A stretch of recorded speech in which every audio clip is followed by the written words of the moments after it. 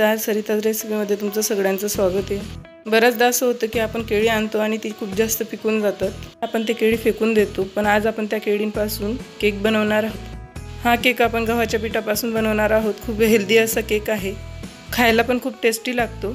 Recipe सुरू करण्याआधी जर तुम्ही माझ्या चॅनलवर नवीन असाल तर माझ्या चॅनलला नक्की सबस्क्राइब करा, व्हिडिओजला लाईक करा, शेअर करा। तर मग रेसिपीला सुरुवात करूया। सगळ्यात आधी मी कुकरला प्रीहीट करायला ठेवलेला आहे। त्या झाकणाची रिंग आणि शिट्टी आपल्याला दोघी काढून घ्यायच्या आहेत। आता आपण केकच्या मोल्डला तेलने ग्रीस करून घेणार आहोत। त्या साइडने आपण बटर पेपर लावून घेणार आहोत आणि त्याला परत तेलने ग्रीस करून घेणार आहोत। आता इथे मी 2 पिकलेली केळी घेतलेली आहेत, त्याचं साल काढून घेतलेलं आहे। आता त्यांना छोटे छोटे पीसेस मध्ये कट करून घेणार आहे।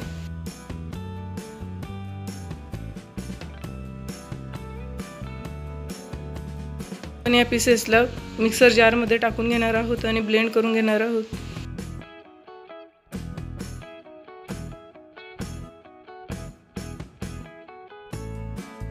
पाहू शकता खूप छान अशी स्मूथ पेस्ट झालेली आहे।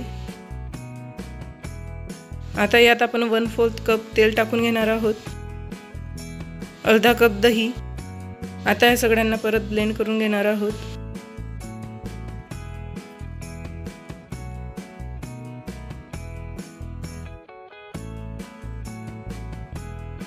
आता ही पेस्ट आपल्याला एका बाउल मध्ये काढून घ्यायची आहे। आता त्या बाउलवर आपल्याला एक चाळण ठेवून घ्यायची आहे आणि आता त्यात अर्धा कप पिठी साखर घालून चाळून घेणार आहोत।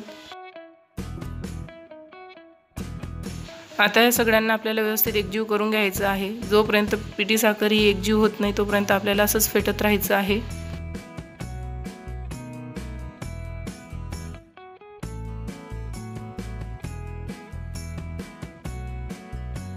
आता परत मी या बाउलवर एक चाळण ठेवून घेतलेली आहे, त्यात 1 कप गव्हाचं पीठ घातलेलं आहे। आता यात आपल्याला 3 चमचे कॉर्नफ्लोअर घालून घ्यायचं आहे।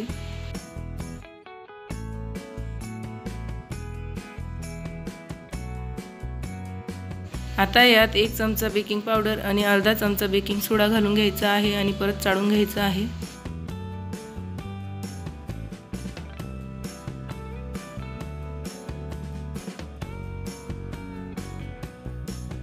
हे सगळे जिन्नस आपल्याला व्यवस्थित एकजीव करून घ्यायचं आहे। इथे आपल्याला कट आणि फोल्ड या मेथडचा वापर करायचा आहे।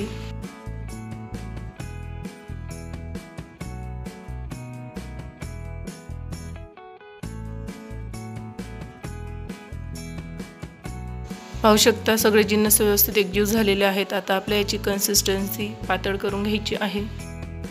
त्यासाठी मी इथे अर्धा कप दुधाचा वापर करत आहे आणि परत एकजीव करून घेणार आहे। इथे तुम्हाला दूध कमी किंवा जास्त लागू शकतं, त्यामुळे तुमची बॅटरची कन्सिस्टन्सी बघून तुम्ही दूध ॲड करू शकतात। आता मी आता अर्धा चमचा वेलची पूड घालून घेणार आहे, अर्धा चमचा व्हॅनिला एसेन्स घालून घेत आहे। इथे तुमच्याकडे जर बनाना एसेन्स असेल तर तुम्ही तो घालू शकता। आणि आता परत कट आणि फोल्ड या पद्धतीने आपल्याला बॅटर एकजीव करून घ्यायचं आहे।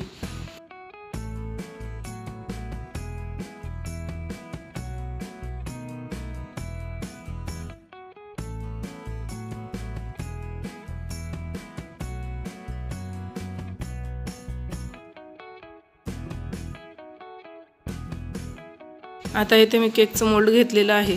ते तुमच्याकडे 1 kgचं मोल्ड असेल तर तुम्ही त्याचा वापर करा, किंवा तुमच्याकडे कुकरचा डब्बा असेल ज्यात आपण भात किंवा डाळ शिजवतो त्याचाही वापर तुम्ही करू शकतात। इथे आपण सगळं बॅटर या मोल्डमध्ये टाकून घेणार आहोत।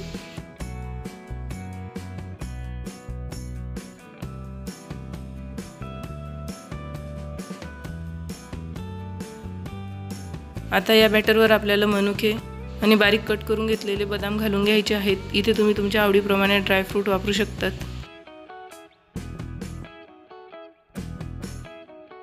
आता इकडे आपला कुकर प्रीहीट झालेला आहे। आता केकच्या मोल्डला आपण कुकरमध्ये ठेवून घेणार आहोत।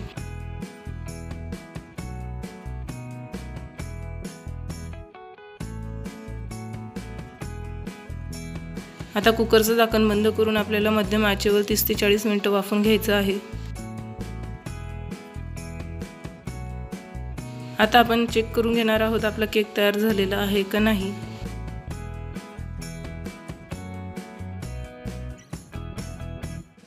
पाहू शकता आपल्या केकला खूप छान असा कलर आलेला आहे। आता आपण टूथपिक टाकून चेक करून घेणार आहोत। आपली टूथपिक ही क्लीन निघालेली आहे, म्हणजे आपला केक हा रेडी आहे। आता या केकला आपल्याला रूम टेम्परेचरवर गार होऊ द्यायचं आहे। आता आपण या केकला डिमोल्ड करून घेणार आहोत।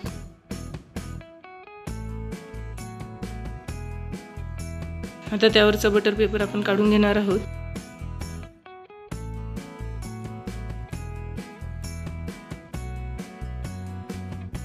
पाहू शकता आपला केक हा खूप छान असा सॉफ्ट तयार झालेला आहे।